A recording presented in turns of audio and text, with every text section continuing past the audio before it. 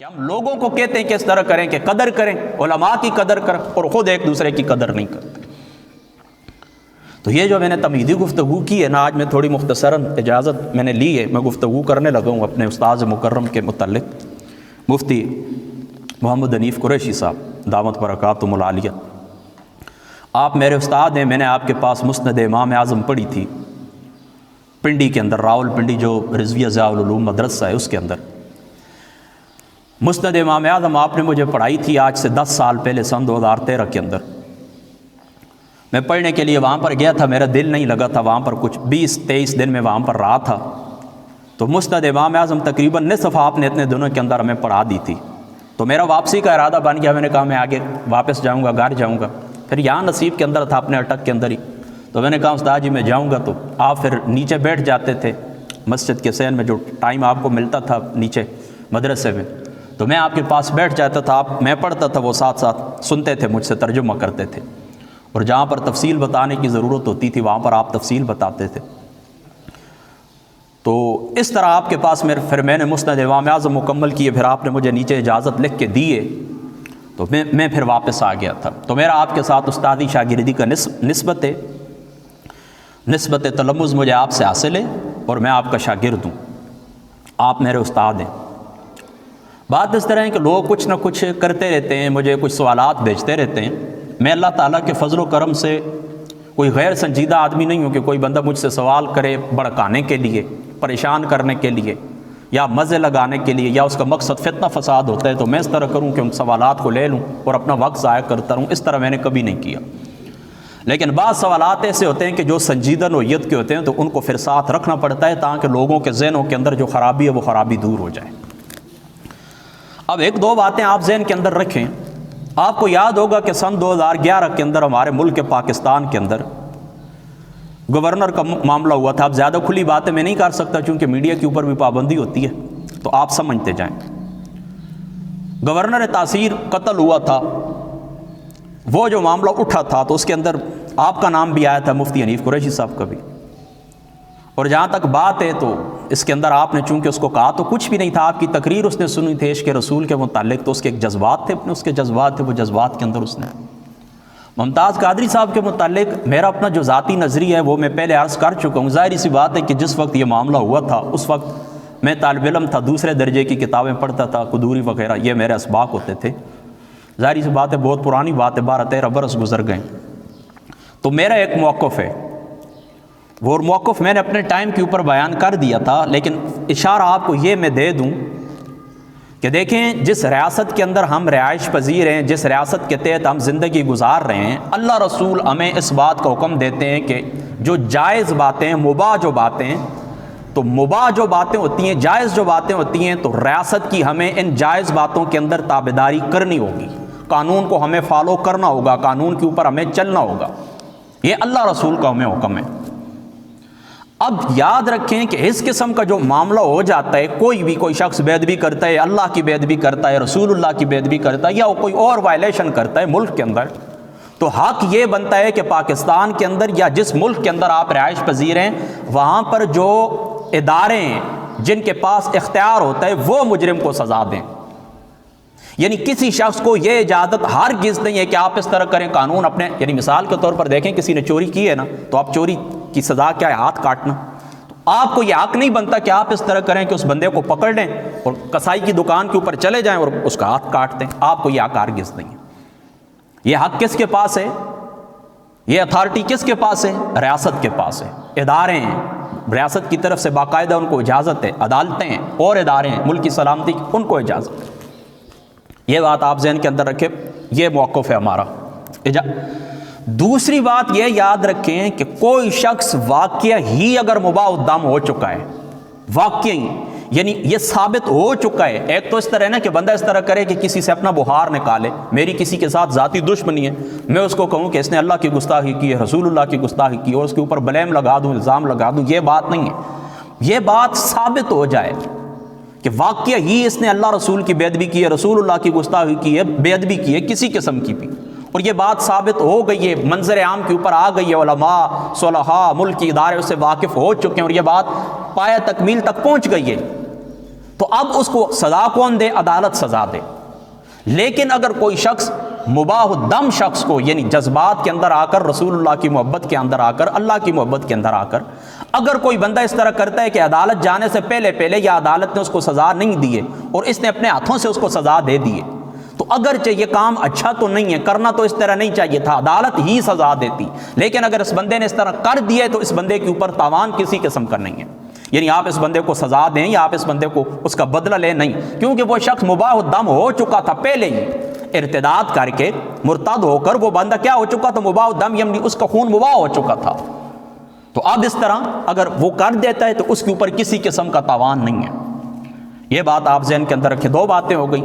تیسری بات آپ یہ ذہن کے اندر رکھیں کہ پاکستان کے اندر دیکھیں ایک قانون ہے جو قرآن اور سنت کی روشنی کے اندر بنتا ہے، قرآن اور سنت کی روشنی کے اندر۔ مثال کے طور پر دیکھیں، کہتے ہیں کہ شراب حرام ہے، یہ ایک قانون ہے، یہ قرآن اور سنت کی روشنی میں۔ شراب کی پہلے تعریف کی گئی ہے کہ فقہا شراب کہتے کس کو ہیں، اللہ رسول کا اس کے اوپر کیا حکم ہے، وہ قرآن اور سنت کو سامنے رکھ کے کہتے ہیں کہ یہ شراب حرام ہے۔ اس نے اب قانون کی شکل اختیار کر لی ہے۔ اب قانون کی جو ٹیکسٹ بک ہوتی ہے اس کے اندر یہ بات درج ہو چکی ہے کہ شراب حرام ہے، تو یہ قانون ہے۔ اور یہ قانون بنا کہاں سے؟ اللہ رسول کی طرف سے۔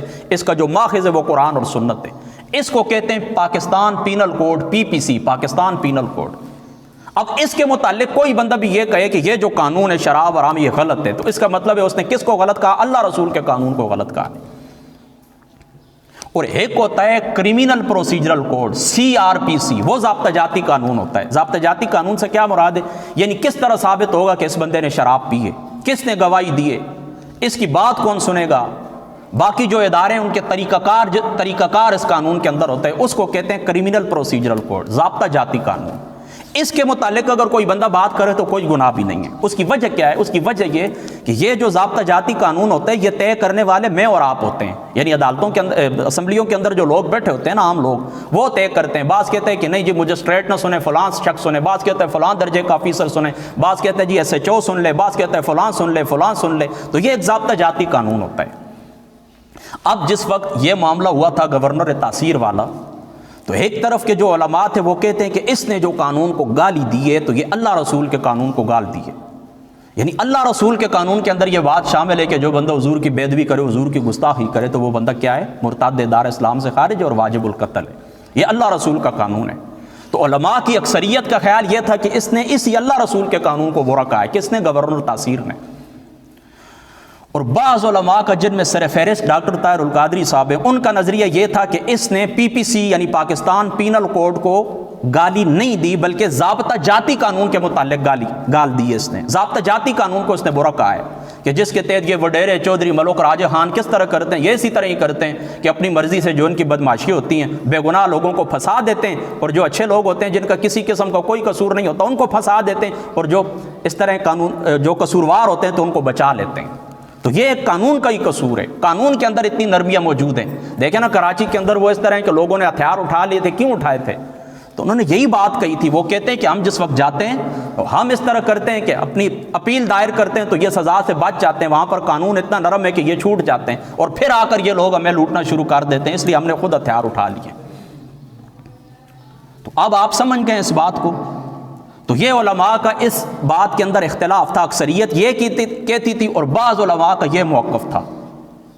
بہرحال اگر ہم یہ بھی کہیں کہ اس نے CRPC یعنی ضابطہ جاتی قانون کے متعلق کوئی بات کی تھی، اس کو غلط کہا تھا، تب بھی ہمیں، آج بھی ہم ممبر رسول کے اوپر بیٹھے ہوئے ہیں، ہمیں ممتاز قادری کی نیت کے اندر کوئی شک نہیں تھا۔ ممتاز قادری کی جو نیت تھی وہ بالکل درست تھی۔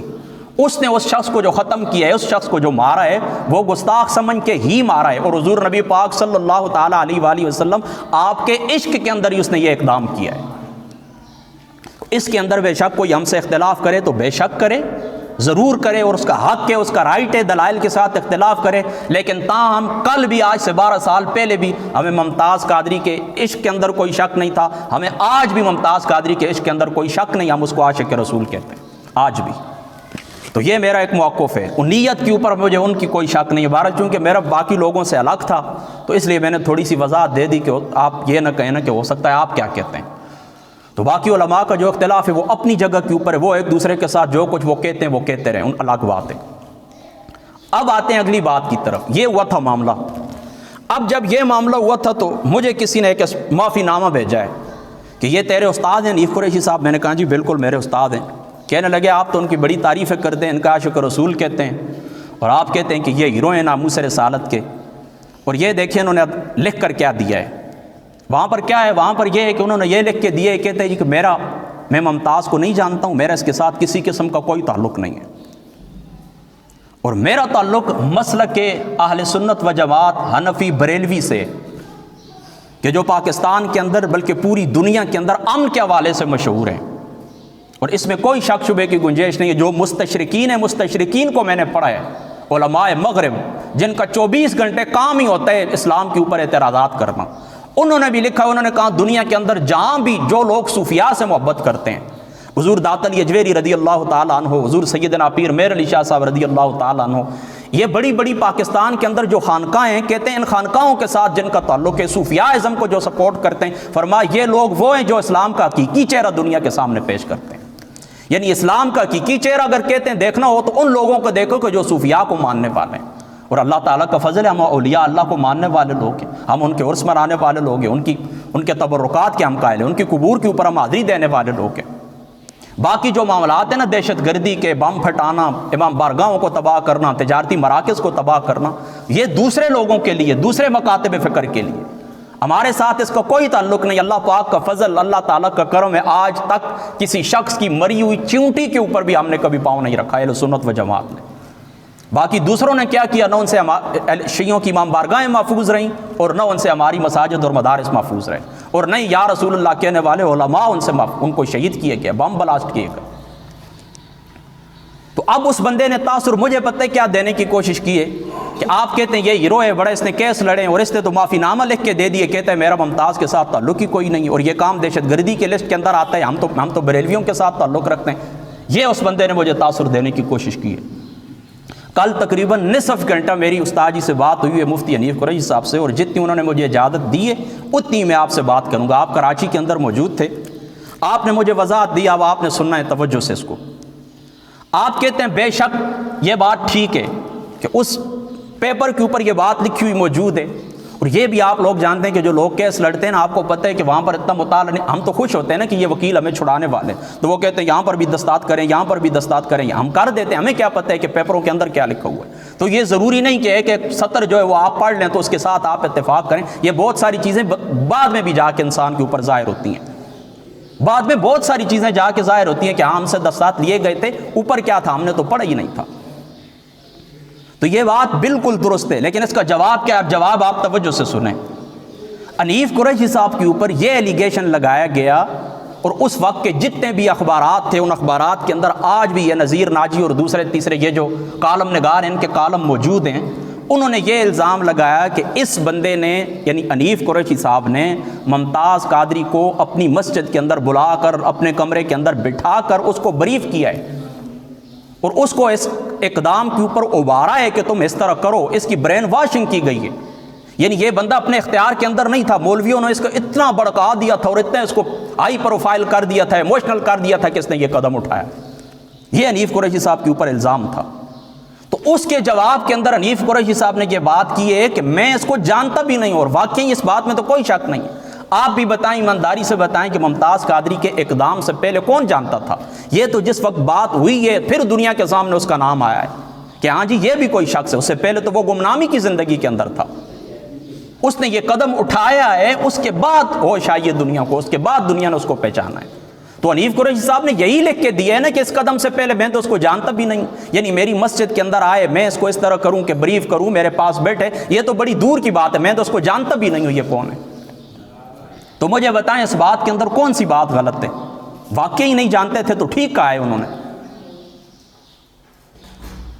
دوسری بات کہ جو انہوں نے یہ لکھ کر دیا ہے کہ میرا تعلق مسلک کے اہل سنت و جماعت بریلوی سے, تو یہ بات بھی بالکل ٹھیک ہے. اس کی وجہ یہ کہ دوسری طرف جو لوگ تھے وہ اس کو دہشت گردی کے ساتھ ملا رہے تھے. وہ کہہ رہے تھے کہ یہ جس طرح کے طالبان کی حکومت ہے اور طالبان جس طرح کرتے ہیں کہ مختلف مقامات کے اوپر آ کر دھماکے کرتے ہیں, وہ اس کو اس کیٹیگری کے اندر لے کر جانے کی کوشش کر رہے تھے اور اس کو دہشت گردی کے ساتھ جوڑ رہے تھے. تو حنیف قریشی صاحب نے یہ لکھ کر دیا ہے کہ میرا ان دہشت گردوں کے ساتھ کسی قسم کا کوئی تعلق نہیں ہے. میں کس جماعت کے ساتھ تعلق رکھتا ہوں کہ جو جماعت صوفیاء کی جماعت ہے، جو جماعت امن کا درس دینے والی جماعت ہے۔ مجھے بتائیں اس بات کے اندر کون سی بری بات ہے اور کون سی غلط بات ہے؟ تو یہ حنیف قریشی صاحب کا یہ جو اقدام تھا بالکل راست اقدام تھا اور بالکل ٹھیک تھا، اس کے اندر کسی قسم کا کوئی شبہ نہیں ہے، کسی قسم کی کوئی کباہت نہیں ہے۔ باقی انشاءاللہ تعالیٰ وہ خود بھی وضاحت دیں گے۔ بہرحال جتنی مجھے انہوں نے بات بتائی ہے، جتنی اجازت دی اتنی میں آپ کو عرض کر دیتا ہوں۔ اور یہ بات تیسری بات یہ یاد رکھیں کہ آج تک جتنی بھی پاکستان کے اوپر حکومتیں آئی ہیں، ساری حکومتیں میں پوری تاریخ پڑھ کے اور پورے وثوق کے ساتھ آپ کو کہتا ہوں کہ یہ اسلام دشمن حکومتیں تھیں، یعنی کسی حکومت سے اسلام کو کوئی فائدہ نہیں پہنچا، یہ اینٹی اسلام حکومتیں تھیں ساری۔ چاہے کیا یعنی چند آدمی ضرور اچھے ہیں جن کے دل کے اندر اسلام کی محبت ہے، پاکستان کی محبت ہے، اس میں کوئی شک نہیں ہے، لہذا یہ لوگ شریر ہیں، ہمیشہ اسلام کو اور اہل اسلام کو انہوں نے نقصان پہنچایا۔ تو ان لوگوں کے شر سے بچنے کے لیے بھی اگر کوئی جھوٹ بھی بول دے، یعنی خلاف واقعہ بات کہہ دے، تب بھی شریعت اس کی اجازت دیتی ہے۔ لا يتخذ المؤمنون الكافرین اولیاء من دون المؤمنین ومن يفعل ذلك فليس من الله في شيء الا ان تتقوا منهم تقات۔ اس کے ضمن کے اندر تمام مفسرین کو اٹھا کے پڑھے کہ جس وقت شر کی بات آ جائے، ان کے شر سے بچنے کے لیے، ان کے فتنے اور فساد سے بچنے کے لیے آپ خلاف واقعہ بات کہہ سکتے ہیں، اجازت ہے۔ یعنی یہ بات تو سچ تھی، لیکن اگر خلاف واقعہ بات بھی کہہ دیتے تو کیا جرم تھا؟ کوئی جرم بھی نہیں تھا، شریعت اس کی اجازت دیتی ہے۔ دو باتیں ہو گئی ہیں۔ اب تیسری بات یہ یاد رکھیں کہ دیکھیں اس واقعے کے بعد، یعنی دیکھیں نا، یہ لکھ کر دے دیا عدالت کو، اس کے بعد کی زندگی ان کی دیکھ لیں، کیا انہوں نے کسی مقام کے اوپر بھی ممتاز قادری کا ساتھ چھوڑا ہے؟ آخری دم تک، آج تک، یعنی وقت وفات، جنازے تک، ایک سیکنڈ کے لیے بھی وہ پیچھے ہٹیں؟ عدالتوں کے اندر وہ پیش ہوتے رہیں، کچہریوں کے اندر وہ پیش ہوتے رہیں، FIR کو وہ فیس کرتے رہیں، تھانوں کے اندر وہ جاتے رہیں، لوگوں کی دشمنی اور کیا کچھ وہ فیس کرتے رہیں، ایک دن کے لیے بھی پیچھے ہٹیں تو آپ مجھے بتائیں۔ یعنی اس طرح نا بندہ لکھ کے دے دیتے نا میرے اس کے ساتھ کوئی تعلق نہیں، پھر آ کے گھر میں بند ہو جاتا ہے، پھر تو بندہ مان لیتا ہے، لیکن اس کے بعد لکھ کر دینے کے بعد بھی ان کی زندگی آپ کے سامنے کہ وقت وفات تک، جنازے تک، ممتاز کے جنازے تک، ہر لمحے، ہر سیکنڈ وہ ممتاز قادری کے ساتھ تھے، تو آپ کس طرح ان کی ذات اقدس کے اوپر یہ ایلیگیشن، یہ الزام لگا سکتے ہیں؟ دوسری بات کہتے ہیں کہ حضرت ام المؤمنین سیدتنا عائشہ صدیقہ رضی اللہ تعالی عنہ وعلیہ السلام، آپ کے متعلق آپ نے نازیبہ جملے بولے ہیں۔ کیا جملے بولے؟ وہ حواب والی روایت ہے، یہ کہاں پر ہے؟ حواب والی روایت مسند احمد کے اندر ہے، مسند احمد کے اندر یہ روایت موجود ہے قیس بن حازم سے۔ امام حاکم رحمۃ اللہ تعالی علیہ آپ نے مستدرک پاک کے اندر اس روایت کو نقل کیا ہے، مسند البزار کے اندر یہ روایت موجود ہے، دیگر بھی کئی کتب حدیث کے اندر یہ روایت موجود ہے کہ حضور علیہ الصلوۃ والسلام کی ذات اقدس نے ارشاد فرمایا کہ میری گھر والیوں میں سے ایک ہوگی، میری گھر والیوں میں سے ایک ہوگی کہ اس کے اوپر حواب نامی ایک مقام ہے، وہاں پر جائے گی تو اس قسم کے وہاں پر وہ جانور ہوں گے اور وہ اس طرح واضح نکالیں گے۔ بس مختصر الفاظ میں آپ کو بتاتا ہوں۔ تو کہتے ہیں کہ کہاں پر یہ گستاخی ہے؟ کہتے ہیں روایت کہاں پر؟ میں آپ کو بتا چکا ہوں، مسند احمد کے اندر ہے یہ روایت، اور دیگر محدثین نے بھی امام حاکم سمیت انہوں نے نقل کیا اور امام حاکم نے اس کو صحیح قرار دیا ہے، اور اسی طریقے سے شیخ البانی نے اس حدیث پاک کو صحیح قرار دیا ہے۔ اور یہ بات بھی یاد رکھیں کہ پھر وہ واپس ہونے والی تھیں۔ حضرت ام المؤمنین کو جس وقت یہ بات پہنچ گئی، فرما کہ رسول پاک صلی اللہ تعالی علیہ وآلہ وسلم کے یہ الفاظ ہیں، آپ نے پوچھا ہے بنو عامر کے پانی کے پاس سے جس وقت آپ گزری ہیں نا، مدینہ منورہ سے بصرہ آپ جا رہی تھی نا جنگ جمل کے لیے، تو آپ نے پوچھا یہ کون سی جگہ ہے؟ آپ کو آوازیں آئی ہیں نا، تو آپ نے پوچھا یہ کون سی جگہ ہے؟ فرمایا یہ حواب ہے، تو آپ لرز گئیں، کانپ گئیں۔ فرمایا آقا علیہ الصلوۃ والسلام کی جو ذات مقدس ہے، آپ نے مجھے فرمایا تھا، یعنی آپ نے اپنے گھر کے اندر یہ فرمایا تھا کہ میری گھر والیوں میں سے وہ کون سی ہوگی کہ جس کے اوپر حواب کے کتے آئیں گے، اور حواب کے کتے اس قسم کی گفتگو آپ علیہ الصلوۃ والسلام نے فرمائی تھی۔ لہٰذا یہ جس وقت آپ کو بات یاد آ گئی، حضور کا یہ فرمان یاد آ گیا اور حواب مقام آپ پہنچ گئی ہیں، آپ واپس ہونے لگی ہیں، آپ نے فرمایا میں واپس چلتی ہوں، لیکن حضرت طلحہ رضی اللہ تعالیٰ عنہ اور دوسرے صحابہ حضرت عبداللہ ابن زبیر، آپ نے کہا کہ نہیں، آپ واپس نہ جائیں، آپ واپس نہ جائیں۔ اور یہ امام بہقی نے دلائل النبوہ کے اندر بھی یہ روایت نقل کی ہے، فرمایا آپ واپس نہ جائیں، ہو سکتا ہے اللہ تعالیٰ کی ذات اقدس آپ کی وجہ سے صلح کروا دے۔ پھر جو کچھ نصیب کے اندر تھا، اللہ تعالیٰ کی ذات اقدس نے جو کچھ تقدیر کے اندر لکھا تھا، جو جنگ جمل ہونی تھی وہ ہوئی ہے، پھر آپ واپس آئیں، پھر پوری زندگی آپ روتی رہی ہیں۔ پوری زندگی آپ روتی رہی ہیں۔ امام ابن کثیر رحمۃ اللہ تعالی علیہ آپ نے لکھا ہے کہ آپ کی جو اوڑھنی مبارک دوپٹہ مبارک تھا وہ ان واقعات کو یاد کر کے روتی تھی اور آپ کا دوپٹہ مبارک تار ہو جایا کرتا تھا۔ اور امام بہقی نے جو الفاظ نقل کیے ہیں وہ یہ ہیں کہ کون ہوگی وہ میری، کاش مجھے پتہ چل جائے کون ہوگی وہ میری گھر والی جو بڑے زیادہ بالوں والے اونٹ کے اوپر بیٹھے گی اور حواب کے اس مقام کے اوپر وہ پہنچے گی۔ پھر کیا ہوگا، اس کے بعد کیا ہوگا؟ فرما بال بچ جائے گی، وہ بچ جائے گی، یعنی حضرت ام المؤمنین بچ جائیں گی۔ یہ حضور علیہ السلام کا معجزہ اور غیبی خبر بھی ہے کہ جائے گی، اونٹ کے اوپر بیٹھے گی میرے گھر والی، حواب کے کتے اس مقام کے اوپر بھونکیں گے، وہ جائے گی لیکن پھر کیا ہوگا؟ بچ جائے گی، اللہ تعالیٰ کی ذات اقدس اس کی حفاظت کریں گے، زندہ سلامت واپس آ جائیں گی۔ تو اس کے اندر کیا استعارہ ہے مجھے بتائیں، اس کے اندر کون سی مشکل بات ہے، اس کے اندر کون سی گستاخی ہے جو انہوں نے کی ہے؟ اور میں آپ کو یہ بات، ہاں ضرور یہ بات ہے کہ اگر آپ اس سے اختلاف کریں کہ یہ حدیث پاک ضعیف ہے یا صحیح ہے تو چلو وہ ایک الگ بات ہے، وہ ایک الگ بات ہے۔ اگر آپ اس کو صحیح نہ سمجھیں، آپ کے پاس جو دلیل ہے قیس ابن اعظم کے اوپر آپ اس طرح کریں کہ جرح کریں، کوئی بات بھی نہیں ہے، وہ الگ بات ہے، لیکن آپ یہ تو نہ کہیں کہ یہ گستاخی اور یہ حدیث پاک کہیں پر موجود نہیں، موجود ہے، میں آپ کو درجنوں حوالے دے چکا ہوں۔ اور بھی کسی کو تسلی کرنی ہے میرے پاس بیٹھے درجنوں اور حوالے بھی میں پیش کر سکتا ہوں، اس کے اوپر جو کمنٹس ہیں البانی کے وہ میں آپ کو سنا سکتا ہوں، دلائل النبوہ کے جو الفاظ ہیں وہ تفصیل کے ساتھ میں آپ کو سنا سکتا ہوں، مسند احمد کی تفصیلی روایت میں پوری مکمل، یہ تو اشارہ میں نے آپ کو دی، پوری مکمل تفصیل کے ساتھ میں آپ کو سنا دیتا ہوں۔ یہ تین باتیں ہو گئیں۔ چوتھی بات، آپ کہتے ہیں کہ دیکھیں جی فلاں فلاں بد مذہب لوگ ہیں، ان کے پاس چلے جاتے ہیں، چینل کے اوپر بیٹھتے ہیں، ان کے ساتھ گپ شپ کرتے ہیں، فلاں کرتے ہیں، فلاں کرتے ہیں۔ مجھے یہ بات بتائیں کہ جو شخص، ایک شخص ہوتا ہے مرتد، یہ بات آپ نے ذہن کے اندر رکھنی ہے، ایک شخص ہوتا ہے مرتد۔ مرتد کون ہوتا ہے؟ جو مسلمان ہوتا ہے لیکن اس طرح کرتے کوئی کلمہ کفر بولتا ہے اور اس کلمہ کفر کی وجہ سے، یعنی التزام کفر، اپنے اوپر وہ کفر لازم کرتا ہے، کسی ضروریات دین کا انکار کرتا ہے یا اللہ رسول کی بے ادبی کرتا ہے، کچھ بھی کرتا ہے، وہ دار اسلام سے خارج ہو جاتا ہے، اس کو کہتے ہیں مرتد۔ یہ جو بندہ مرتد ہوتا ہے، اس مرتد کے ساتھ کسی قسم کا کوئی تعلق نہیں رکھا جائے گا، کوئی دعا نہیں، کوئی سلام نہیں، کوئی اس کا جنازہ نہیں، کوئی اس کے ساتھ اٹھنا بیٹھنا نہیں، کسی قسم کا کوئی تعلق نہیں رکھا جائے گا۔ اور ایک ہوتا ہے کافر اصلی، جو مرتد نہیں ہوتا، وہ اصلی کافر ہوتا ہے، یعنی کافر کے گھر کے اندر پیدا ہوتا ہے، غیر مسلم کے گھر کے اندر پیدا ہوتا ہے۔ جو غیر مسلم ہوتے ہیں نا، ان کے گھر کے اندر پیدا ہوتے ہیں، جس طرح عیسائی کر لیں، جس طرح یہودی کر لیں، تو ان کی آگے اولادیں چلتی ہیں، وہ اصلی کافر ہوتے ہیں۔ تو مرتدوں کے ساتھ کسی قسم کو کوئی تعلق نہیں رکھا جاتا، لیکن اصلی کافروں کے ساتھ اللہ تعالیٰ کی ذات اقدس نرمی کو حکم دیتے ہیں کہ ان کے ساتھ تم اچھے اخلاق کے ساتھ پیش آؤ، ان کے ساتھ کھانا پینا، یہاں تک کہ اہل کتاب کی بیویوں سے شادی کرنا، ان کا ذبیحہ، کسی قسم کی کوئی ممانعت نہیں ہے۔ تو اعلیٰ حضرت فاضل بریلوی رضی اللہ تعالیٰ عنہ، آپ یہ بات ذہن کے اندر رکھیں کہ ان لوگوں کے ساتھ، یعنی جو ہمارے مخالف فرقے ہیں، ان کے ساتھ ہمارا جو اصل اختلاف ہے وہ انہی عبارات کا ہے۔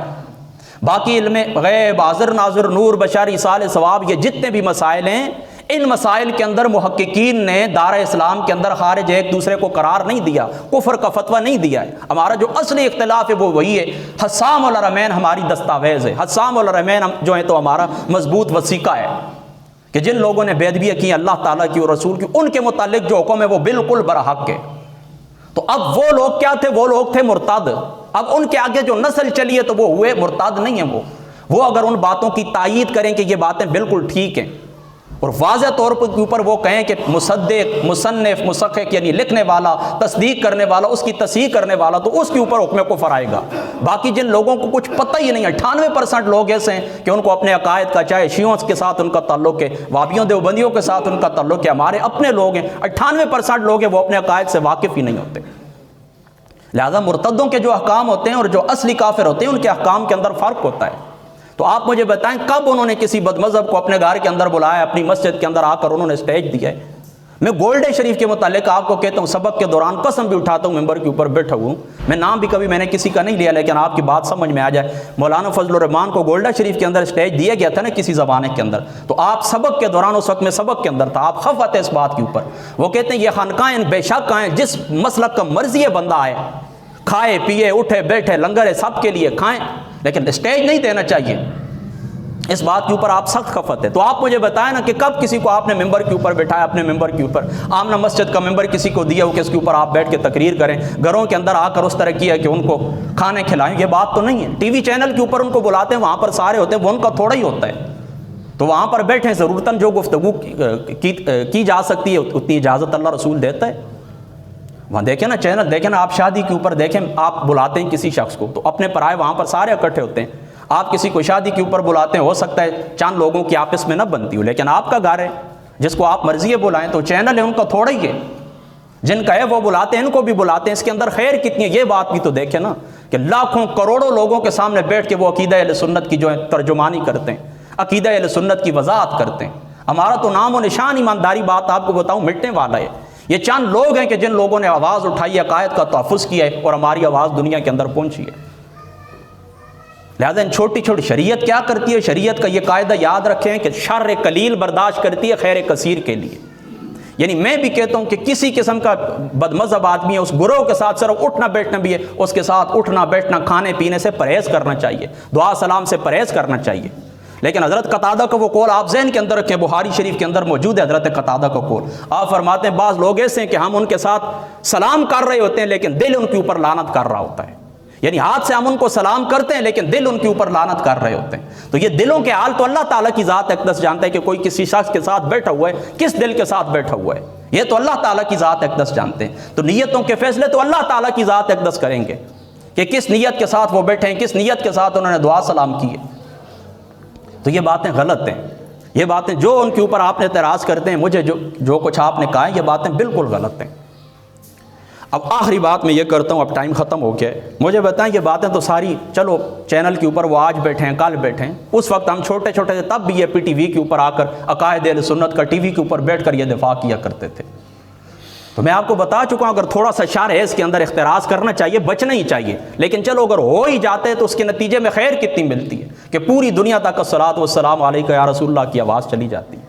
میں اکثر دیکھیں نا، میرا تعلق تو نہیں ہے لیکن کئی لوگ مجھے کہتے ہیں طاہر القادری صاحب کے ساتھ، میں کہتا ہوں آپ کروڑ اختلاف رکھیں لیکن اتنی بات تو آپ یہ دیکھیں نا کہ وہ جس وقت پوری دنیا کے اندر جاتے ہیں خطاب کے لیے بیٹھتے ہیں، جس وقت وہ خطبہ پڑھتے ہیں تو خطبے کے ساتھ درود کون کے ساتھ پڑھتے ہیں؟ الصلاۃ والسلام علیک یا رسول اللہ۔